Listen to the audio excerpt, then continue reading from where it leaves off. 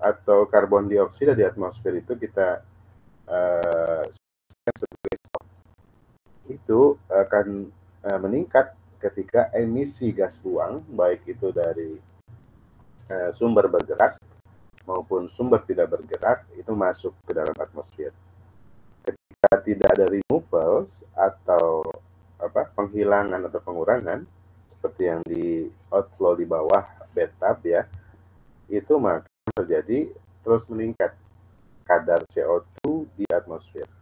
Dan demikian ketika emisinya ternyata berkurang, ya, dikurangi sumbernya, inflow-nya, maka dan kemudian removals-nya dikuatkan, proses pengurangan emisi CO2-nya dikurangi, gitu ya, maka yang terjadi CO2 di atmosfer akan berkurang. Nah, itu kurang lebih analogi sederhana ya, bagaimana nanti sistem dynamic menggambarkan sebuah proses ini. Ya.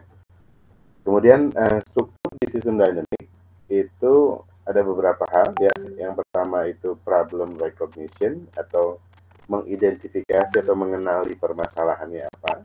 Kalau di kasus yang sebelah kiri tadi ya, permasalahannya adalah kadar CO2 di atmosfer yang terus meningkat. Misalkan ya. Kemudian dari mengenali permasalahan apa, kemudian faktor yang mempengaruhi apa ya, kemudian kita mencoba menggambarkan deskripsi sistem ya dan analisis. Kurang lebih yang ada seperti gambar di samping ya, bahwa ada emisi, kemudian ada net removals, dan di stoknya kita bilang CO2 in the atmosphere. Jadi kurang lebih sistemnya sederhana seperti itu. Kemudian setelah kita tahu prosesnya atau sistem gambaran umum dari sistem yang akan kita develop dan kita analisis ya, maka langkah selanjutnya kita menyiapkan kualitatif analisis. Jadi analisis kualitatif bisa dengan causal loop diagram yang tadi. Prosesnya gimana nih? Emisi gas CO2 dari sumber mana saja misalkan ya. Dari sumber bergerak, misalkan transportasi, kendaraan, dan lain-lain. Ataupun dari sumber tidak bergerak, misalkan cerobong industri atau hal-hal yang sifatnya tidak bergerak ya, tapi dia mengeluarkan emisi gas buang CO2 misalkan. Kemudian kita setelah kualitatif analisis, kita bisa memahami, tetapi kita belum bisa mengkuantifikasi. Ya, kita bisa memahami, tetapi belum bisa mengkuantifikasi. Maka langkah selanjutnya adalah proses pembuatan atau pembangunan model ya yang sifatnya lebih kuantitatif. Kita biasanya kalau di sistem dynamic menggunakan stock flow diagram yang teman-teman kemarin coba buat dan coba simulasikan ya, untuk melihat secara kuantitas, mengkuantifikasi model kualitatif yang tadi itu sudah kita buat. Kemudian dari situ ada proses simulasi, ada model testing untuk menganalisis, memvalidasi, sampai dengan mungkin sifatnya menggunakan sebagai policy analysis. Jadi digunakan langsung di kebijakan. Model langsung diterapkan kebijakan. Berapa deviasinya, kemudian apakah model ini valid atau tidak ya, untuk dijadikan dasar analisis sebuah perhitungan misalkan seperti itu. Kemudian tadi policy testing dan desain. Ini beberapa struktur sistem dynamic tahapannya ya, sampai dengan proses itu berjalan dengan baik. Ini sempat disampaikan sebelumnya. Yang pertama event oriented view ya, yang kedua dengan system thinking kita view-nya atau pandangannya feedback oriented. Jadi kalau di event oriented view kita punya tujuan ya, kondisi existing juga ada, ketemulah problem, permasalahan. Misal kemarin saya contohkan ya, kemacetan. Tujuan kita, kota kita bebas dari macet misalnya. Kemudian situasi sekarang ya, situation saat ini kondisi kemacetan cukup parah misalkan gitu ya. Maka muncullah permasalahan kemacetan di kota A misalkan. Maka diambillah keputusan. Keputusannya misal adalah menambah panjang atau lebar jalan. ruas jalannya ditambah. Itu keputusannya. Hasilnya, dalam kurun waktu tertentu betul terjadi pengurangan kemacetan karena ruas jalannya bertambah, apalagi mungkin dengan peningkatan di level ya, ada jalan layang dan seterusnya. Tapi ketika event oriented view cuman sampai di result saja, maka kita tidak tahu dari result itu, hasil itu, keputusan yang diambil itu berpengaruh nggak terhadap permasalahan tambahan lainnya. Nah, itu tidak dianalisis ketika view kita hanya event oriented, gitu ya. Hanya event oriented. Nah, mungkin yang terjadi akan lain ketika kita berpikir secara sistemik ya, feedback oriented. Contoh, kita punya tujuan, tadi kemacetannya. Maka kemacetan itu kita harus putuskan kebijakannya. Oh, membangun ruas jalan baru dengan lebar dan panjang yang lebih panjang, lebih luas gitu ya. Maka decision itu berpengaruh kepada lingkungan. Ya. Lingkungannya apa? Kemudian misalkan justru akan menambah jumlah kendaraan yang berada di jalanan yang tadi kita bangun tadi. Maka ketika view-nya atau pandangan kita sistemik, maka kita akan melihat seberapa besar jumlah itu akan mempengaruhi decision yang berikutnya. Kalau kita lihat ini ada side effects ya, kemudian ada faktor lain, action of others, ada tujuan dari stakeholder yang lain misalkan. Maka itu dilihat di sistem dynamic, di sistem thinking. Itu yang membuat mungkin dinamakan yang seharusnya dinamis ya. Jadi memang dinamis proses pengambilan keputusan sampai dengan hasil. Hasil juga bisa mempengaruhi keputusan yang diambil dan seterusnya. Saling ada feedback antara variabel yang tadi. Baik, teman-teman sudah jelaskan juga terkait dengan CLD di tugas yang pertama, teman-teman sudah develop ya. Beberapa dua kalau nggak salah dua CLD yang sudah develop dan beberapa hal yang mungkin secara teori teman-teman sudah cukup paham ya dan sudah dipraktekkan juga, yaitu steps untuk mendevelop atau membangun sebuah causal loop diagram yang sifatnya kualitatif. Jadi yang pertama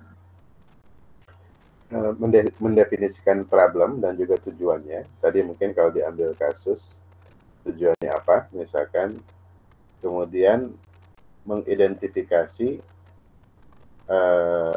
unsur-unsur primer, sekunder maupun tersier yang ada di sistem. Variabel apa yang menjadi unsur primer, sekunder maupun tersiernya. Kemudian dari situ tentukan ya cause effect relation. Jadi hubungan cause effect ditentukan di situ. Dan dari hubungan itu kita siapkan connectors ya. Kemudian tanda panah dan juga polaritinya, negatif atau positif, untuk memudahkan kita membaca sebuah sistem yang sedang kita bangun. Dan berikutnya adalah mengidentifikasi loops, feedback loops, baik itu yang sifatnya reinforcing maupun balancing, B kalau disimbolkan ya. Kemudian mengidentifikasi tadi balancing dan reinforcing loop-nya. Nah, itu memang tahapan umum dari penyusunan CLD. Jadi kalau kita ingin mendevelop sebuah model, bisa diawali dengan ini, ataupun sebenarnya bisa langsung ke kuantitatif model. Karena di kuantitatif model juga SFD ya, itu sudah menggambarkan proses hubungan kausal antara masing-masing variabel. Tapi umumnya kita siapkan dulu CLD ya, kemudian nanti kita kuantifikasi dalam stock flow diagramnya. Nah, ini beberapa rotasi di CLD ya.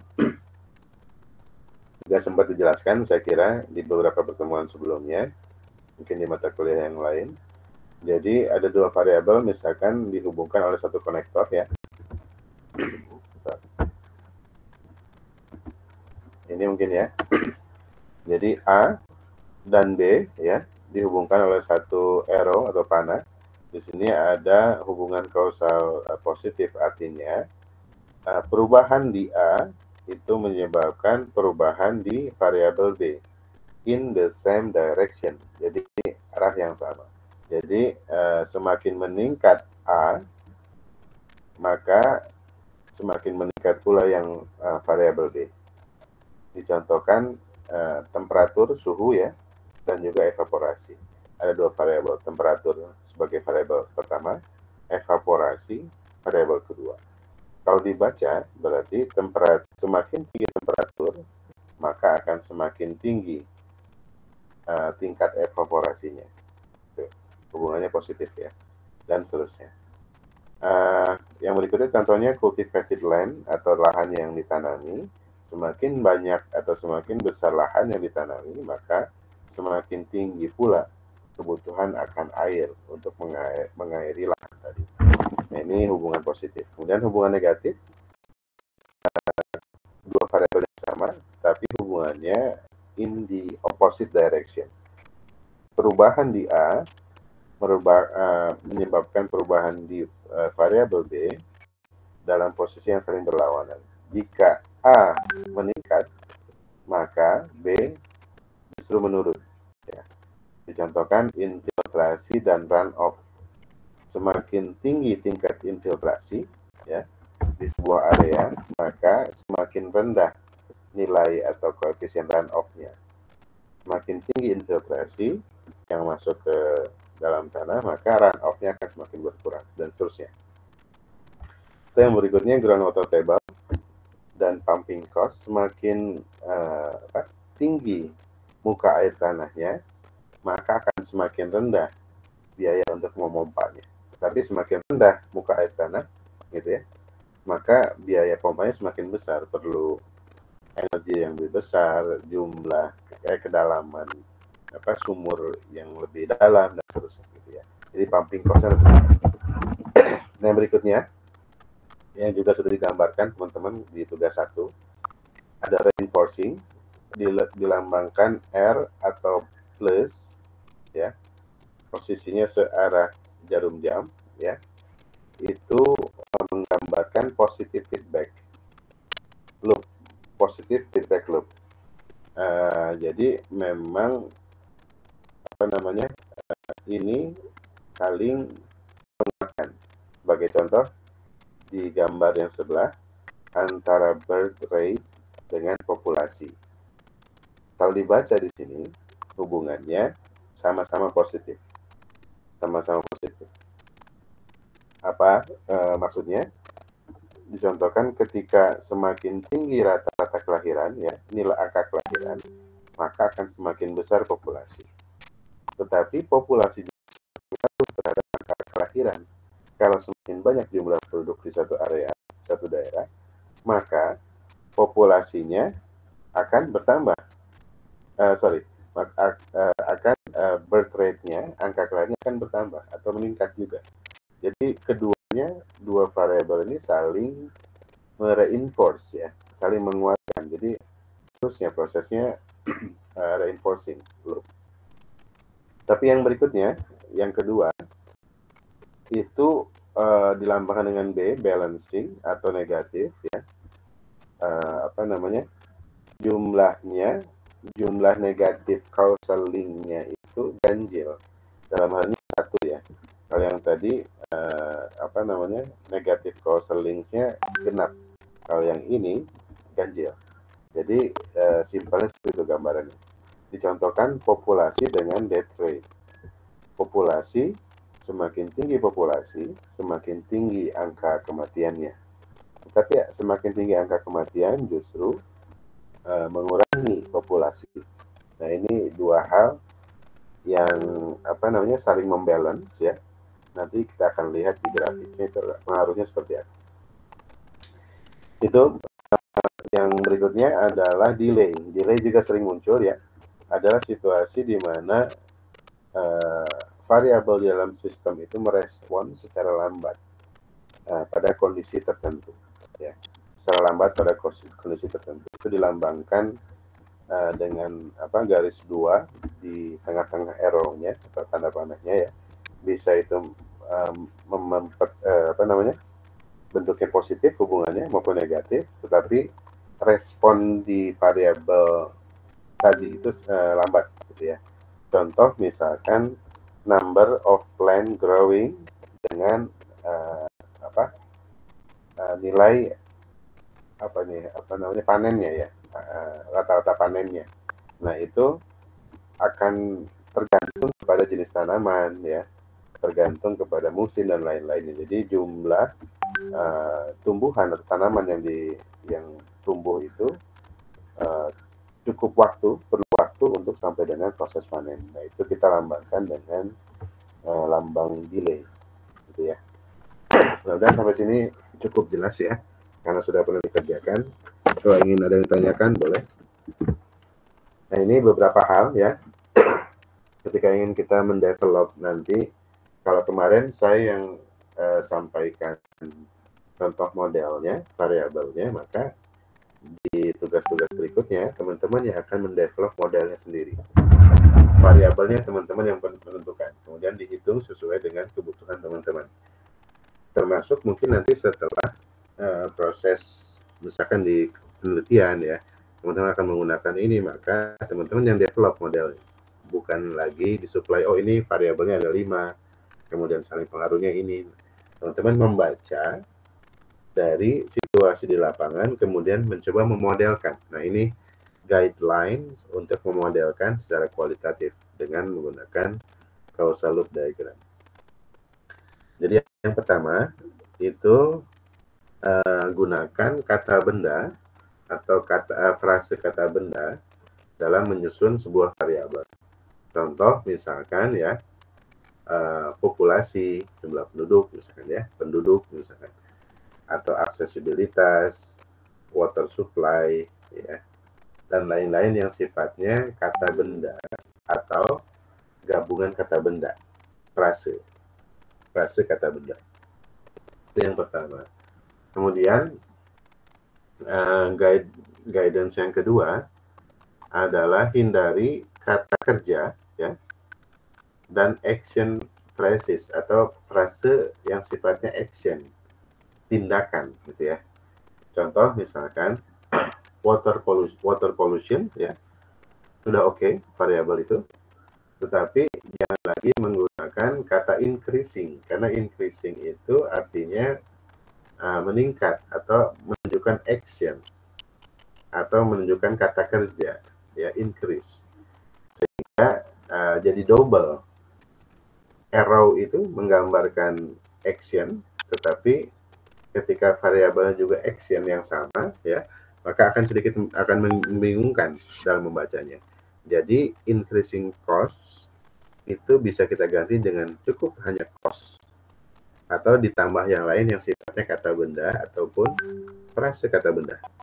Water pollution dengan cost misalkan, atau bisa ditambahkan biaya remediasi atau remediation cost. Oke, karena dua-duanya kata benda ya. Jadi proses itu yang tidak membingungkan, karena arrow yang biru ini itu sudah menggambarkan action, sehingga tidak perlu lagi variabel yang sifatnya verbs atau action. Kemudian ini yang ketiga, tadi betul, create arrow connector to represent action, tadi sudah sampaikan ya.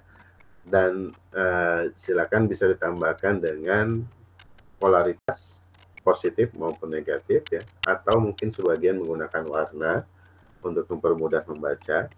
Biru kita gunakan untuk yang sifatnya positive cause and effect ya.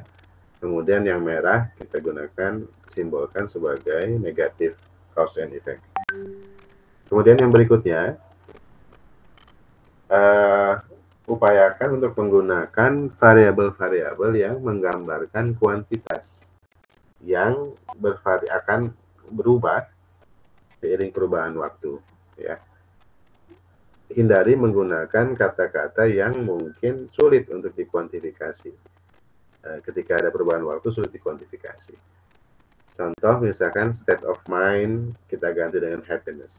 Semakin besar rewards yang didapatkan, maka semakin besar happiness atau kebahagiaan yang didapatkan misalkan. Nah, itu lebih dekat kepada variabel yang sifatnya bisa dikuantifikasi over time atau berubah seiring waktu. Kemudian nomor 6, if possible, select the variables with more positive sense. Jika memungkinkan ya, walaupun boleh, reduksi itu boleh. Tetapi ketika kita memudahkan proses pembaca modal kualitatifnya, maka bisa diganti dengan kata growth. Misalkan semakin tinggi demand, maka semakin tinggi growth. Berarti, atau kalau misalkan reduction, semakin tinggi reduction atau semakin rendah reduction. Tapi usahakan untuk memilih kata yang punya sense positif dibanding sense negatif. Ada beberapa hal lagi ya yang sifatnya guidance untuk kita dalam mendevelop causal loop diagram ya, yang sifatnya kualitatif ya.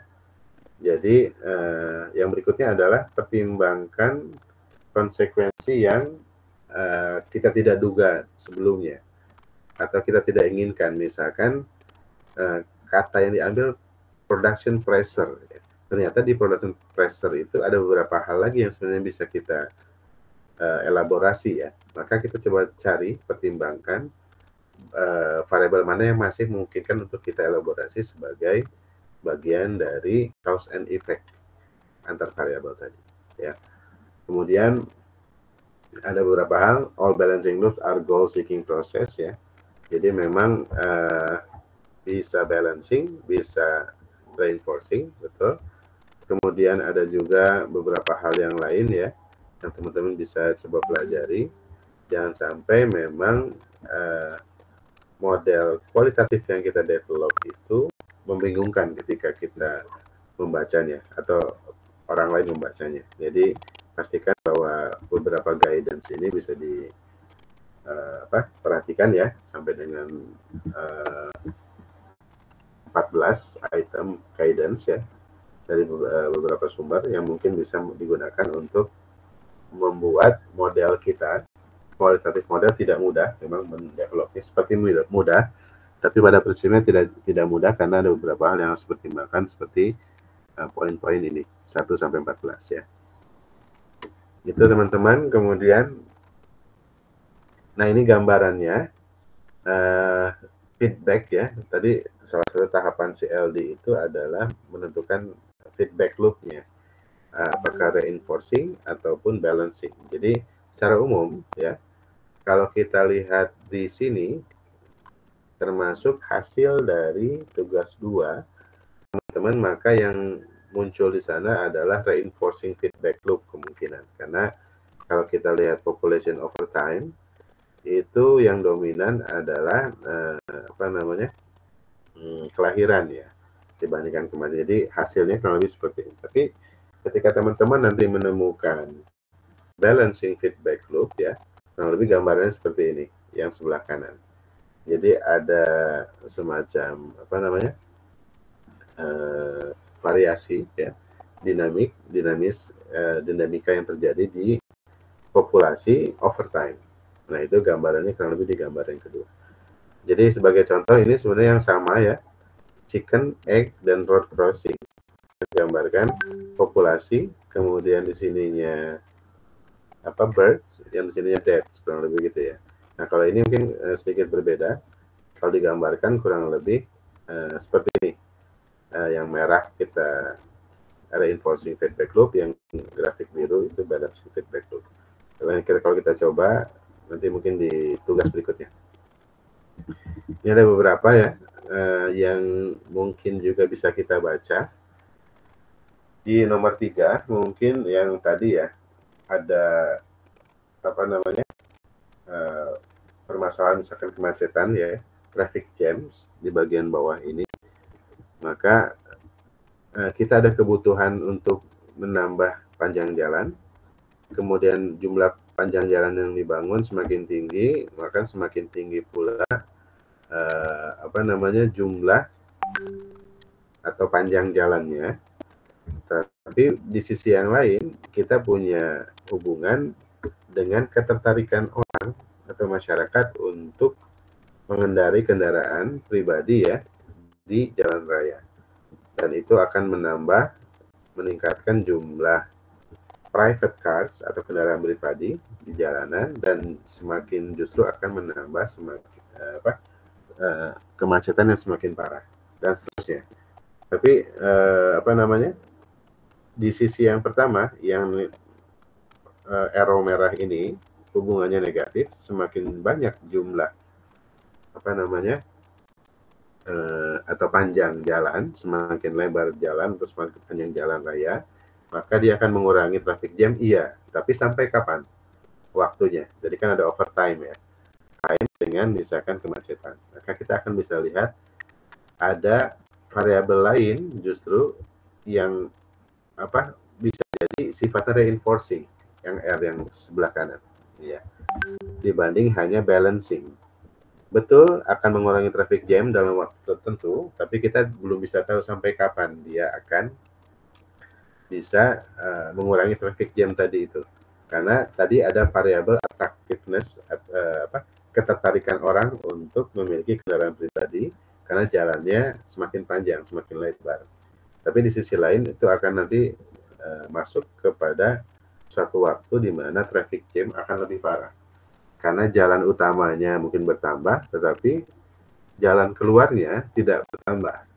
Jadi yang macet adalah nanti di di pintu-pintu keluar dari jalan-jalan utama tadi, gitu ya. Ini yang kita bisa pelajari di sini. Kemudian juga di yang keempat, kemarin kita bahas ada birth, ada death ya. Tapi ditambahkan di sini resource per person, life expectancy, kemudian decide family size dan lain-lain yang sifatnya mempengaruhi populasi. Ada beberapa ya, itu ya mungkin yang bisa digambarkan. Nah ini teman-teman baru sifatnya kualitatif ya. Nah yang berikutnya itu yang sifatnya kuantitatif, itu di stock flow diagram. Tapi sebelum itu ada yang ditanyakan, boleh? Mohon maaf mungkin suaranya. Dulu. Silakan saya tanyakan, teman-teman.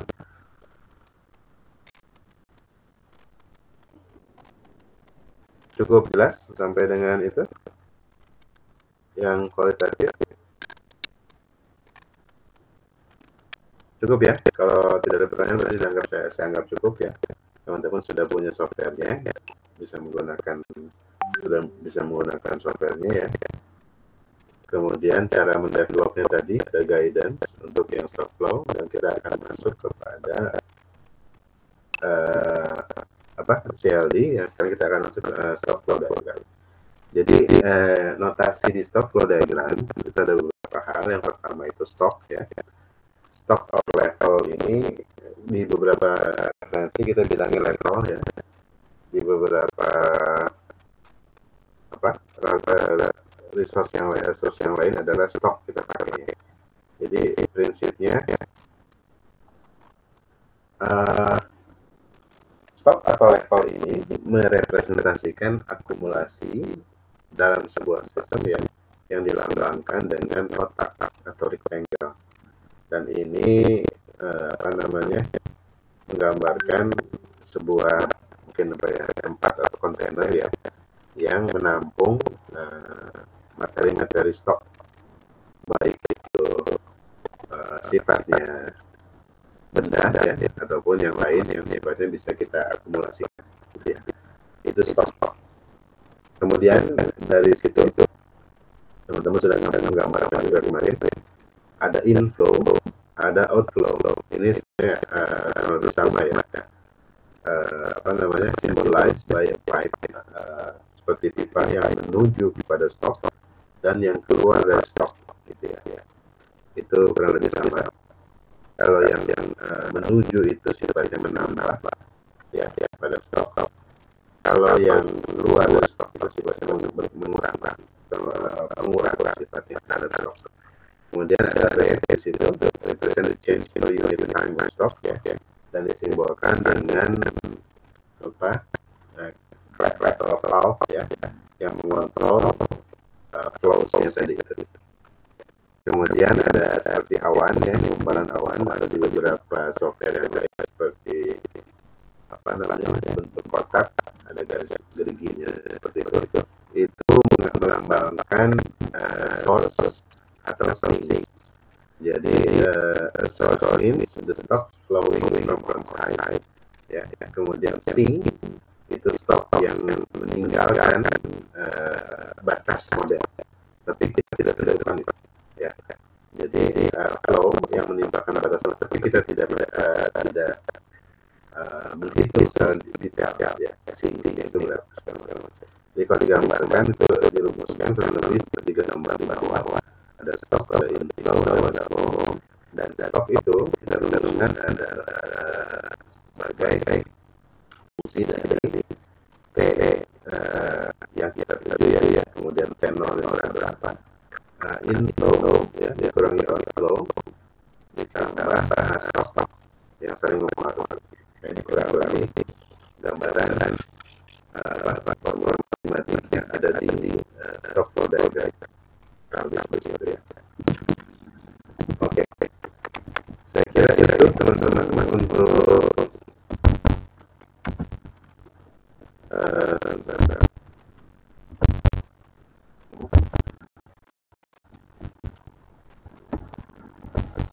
itu ya teman-teman gambaran umum tadi yang buat sampai sini ada yang ingin ditambahkan dari saya boleh.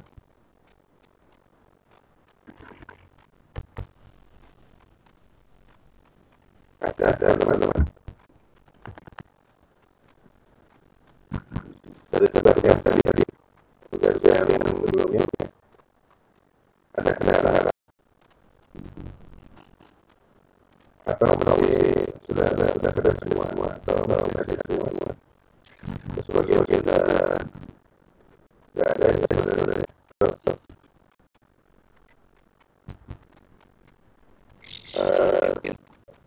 klik ada Bayu ada masih oke gimana ada yang lagi kalau ada saya ada beberapa nanti dimulai lagi ya dari sini. Kemudian semuanya sudah punya topik kan belum? Sudah punya topik apa namanya itu belum tugas saya. Sudah ya. Saya. Jadi kerjanya ya saya akan coba lakukan tugas juga ya. Karena ini sifatnya modeling, semuanya sifatnya harus simulasi ya. Di tugas 3 saya minta teman-teman untuk menyiapkan sebuah causal loop diagram sesuai dengan topiknya masing-masing ya. Topik tugas akhirnya masing-masing. Kalau saya ingin menggunakan model seperti yang saya contohkan kemarin di case-nya Bayu ya. Di case-nya Bayu pengaruh apa ya saya lupa, jarak ya. Terhadap jarak dari apa namanya pesisir ya terhadap kualitas air tanah yang ada di sekitar desa apa gitu ya, atau di sekitar pesisir utara desa mana gitu ya. Nah itu saya minta teman-teman menyiapkan sebuah causal loop diagram sesuai dengan topiknya masing-masing. Tadi misalkan air tanah, sebenarnya ini bisa dimodelkan nih secara sistem dinamik ya. Nah itu seperti apa causal loop diagramnya. Nah itu untuk tugas 3 ya, seperti biasa disampaikan nanti pada saat pertemuan berikutnya. Saya akan buatkan folder dan teman-teman bisa membuatkan sesuai dengan topik tugas akhirnya.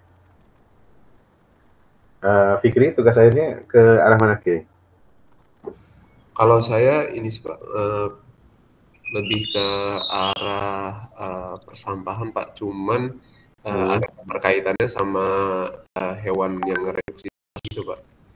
Oh iya, Seperti apa? Kayak ulat itu ya? Ya, Maggot ya? maggot Pak, maggot. Ya. Oke. Nah, ini menarik nih. Menurut Fikri, kalau kita coba modelkan itu di dalam menggunakan sistem dynamic, ya, dalam ini causal loop-nya dulu nih, itu bisa ada gambaran nggak? Itu ada secara kasar kasat mata ya, kita bisa lihat ada perubahan variabel ya, stok di situ terhadap waktu. Nah, itu menurut Fikri seperti apa gambarannya kalau kita mau coba modelkan ya? Kita pengen menghitung itu dengan model sistem dynamic misalkan ya. Nah, itu CLD-nya seperti apa? Nah, tolong digambarkan di misalkan jumlah sampah yang masuk ya, kemudian sampah yang terproses di tadi itu ya, itu berapa pengurangannya. Nah, coba digambarkan di model causal loop diagram. Dan saya pengen lihat, saya yakin semua masing-masing akan berbeda model CLD yang di-develop sesuai dengan topik yang masing-masing. Kalau Alif, topik apa Alif? Alif masih ada? Atau Iya, oh, Pak. ya. Ada. Gimana topik risetnya Alif? Iya, Pak. Jadi kalau saya ini terkait topiknya ini, Pak, mengenai ini pengolahan air sih, Pak. Oke. Jadi ya kalau di topik saya ini itu melihat dari unit pengolahan yang ada di PDAM. Jadi dari unit pengolahannya ini saya membandingkan terkait dimensi menjadi ke bagian kriteria desainnya, Pak. Jadi apakah dia sudah sesuai atau belum untuk desain-desain yang ada di sana, Pak. Begitu sih, Pak. Oke. Boleh, itu juga bisa dicoba apa yang mempengaruhi itu. Kemudian variabel apa saja yang mempengaruhi, bisa coba dibuatkan CLD-nya ya. Nggak harus kompleks, cukup yang sederhana, tapi itu bisa menggambarkan hubungan antara variabel A, variabel B dan seterusnya ya dalam sistem tadi misalkan pengolahan air di PDAM misalkan. Bisa sifatnya fisik, bisa juga yang sifatnya mungkin di kuantitas kualitatif maupun kuantitatif ya. Misalkan variabel yang dipakai itu bisa variabel kualitatif atau juga kuantitatif yang bisa kita hitung seperti tadi di sampah misalkan ya, dan seterusnya. Kalau Saida masih sama dengan DPT ya kalau saya. Saida ada gimana? Sampai mana nih proses tugasnya?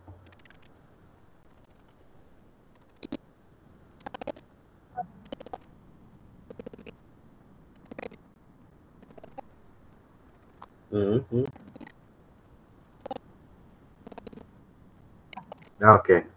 Kira-kira ada gambaran ya kalau misalkan dengan ekoenzim mungkin itu pasti ada perubahan nih seiring waktu ya. Nah, coba digambarkan hubungan antara variabel-variabel di topiknya Saidah itu untuk dibuatkan sebuah CLD yang bisa menggambarkan ini kalau ini meningkat atau jumlah ekoenzim yang dimasukkan misalkan meningkat, maka semakin rendah misalkan parameter pencemar A misalkan atau pencemar B, semakin rendah seterusnya. Coba dibuatkan. Yang lainnya ada yang disampaikan sebelum kita tutup?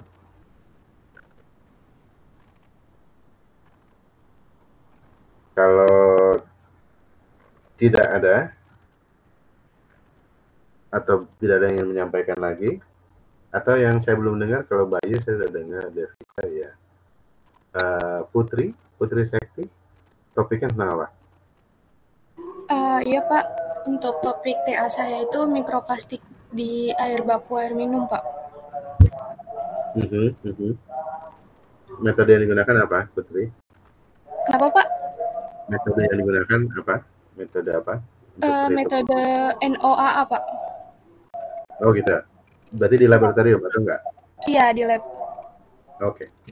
Dicoba digambarkan ya dari sisi kualitatifnya ini yang pengaruhi dan seterusnya, semakin tinggi ini maka semakin rendah ini dan seterusnya ya. Coba digambarkan prosesnya di situ.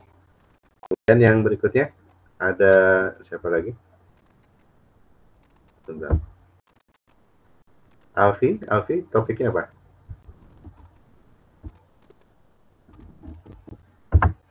Iya Pak, Iya. topiknya produksi bersih Pak. Oh, oke. Cleaner production ya. Iya. Gimana tuh ceritanya? Iya Pak, jadi saya kan produksi bersih, terus tujuannya recovery salah satu bahan kimia dari air limbahnya gitu Pak, biar mengurangi beban pencemaran di akhirnya gitu Pak. Oke. Di industri atau di mana? Iya Pak, air limbah di industri. Di industri ya. Oke. Coba digambarkan ya. Coba digambarkan Iya. nanti variabel apa aja yang ada di topik risetnya Alfi. Kemudian dari situ coba dibuatkan CLD yang simple. Oh, ini ternyata variabel yang kita gunakan dan saling mempengaruhinya seperti apa? Positifkah atau saling mempengaruhi negatif dan lain-lain. Oke, yang lainnya yang belum, Adinda sepertinya sudah ya. Gilang, topiknya apa Gilang? Masih ada nggak?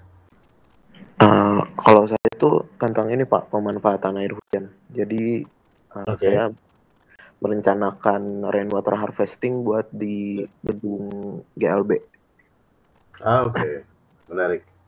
Jadi rainwater harvesting di GLB. Nah, ini bisa cukup kebayang nih. Oh, ini stoknya ini nih, dari air hujan masuk, stok, kemudian air hujan keluar, dan seterusnya. Coba-coba digambarkan menurut Gilang, kalau dibuatkan causal loop diagramnya seperti apa nih variabel-variabel ini saling mempengaruhi ya.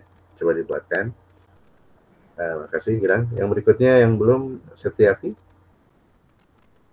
Topiknya apa ya? Ini Pak, kalau dari saya kayaknya topik saya tuh bakalan fitoremediasi, yaitu pengolahan limbah industri tahu menggunakan tanaman gitu Pak. Oh, oke. Semacam ini ya. Itu di industri tahunya atau di lab? Gimana Pak? Pelaksanaan atau pengerjaan analisisnya di lab atau di industri tahunya langsung? Untuk itunya sih saya belum lagi proses ya, lagi proses lagi sih Pak. Oke, iya. Oke, ini juga menarik ya, karena industri kecil ini kadang-kadang mereka berat juga kalau untuk mengolah air limbahnya ya, sehingga hasilnya mungkin nanti bisa cukup bermanfaat bagi industri-industri kecil ya. Di Karawang misalkan ada kerupuk ya, yang kadang-kadang untuk mengolahnya perlu biaya, dan industri-industri ini berat untuk mengalokasikan karena penghasilannya pun mungkin nggak seperti industri-industri menengah besar gitu ya. Ini juga menarik nih, apa solusi yang bisa ditawarkan. Berikutnya, Wildan masih ada? Iya Pak. Gimana Wildan, topik tugas saya? Ya, mengenai tugas akhir, topik yang saya ambil itu kualitas air dari pengolahan PDAM Pak. Jadi kurang lebih sedikit mirip-mirip Pak sama Alif Pak. Oh, oke. Tapi di Karawang juga atau di mana? Nah, di Bekasi Pak. Oh, di Bekasi. Kota ya. Oke. Nah, itu coba digambarkan ya. Kualitas air, pengolahannya gimana, semakin baik tingkat pengolahan semakin berkurang, misalkan kadar pengotornya, kadar segala macam, itu yang mungkin bisa digambarkan di CLD-nya. Oke, terima kasih teman-teman. Saya kira cukup untuk hari ini ya. Terima kasih. Mohon maaf tadi mungkin agak ada gangguan teknis. Kemudian nanti mungkin tanggal UTS-nya kita sesuaikan ya. Sifatnya mungkin UTS-nya luring ya. Jadi lebih ke simulasi. Mungkin nanti akan saya siapkan soal simulasi. Teman-teman bisa mengerjakan simulasi ini dan menganalisisnya. Itu mungkin simple soal UTS-nya ya. Karena pemodelan sifatnya simulasi. Kemudian yang berikutnya, pertemuan-pertemuan berikutnya, kita akan langsung ke simulasi-simulasi ya. Dari mulai beberapa hal yang mungkin bisa teman-teman, sebenarnya ada satu buku yang bisa dicoba ya, teman. Kayaknya harus beli ya. Ada terkait dari population growth, kemudian ekologi and natural reserve ya. Ada terkait intensive farming ya, history, kemudian beberapa hal ya yang teman-teman bisa pelajari di teknik lingkungan untuk bisa mendapat gambaran lebih lebih jauh ya terkait model sistem di permodelan sistem lingkungan. Saya kira itu, terima kasih. Semoga bermanfaat. Kurang lebihnya mohon maaf. Assalamualaikum warahmatullahi wabarakatuh. Waalaikumsalam. Terima kasih, Pak. Terima kasih, Pak. Terima kasih, Pak.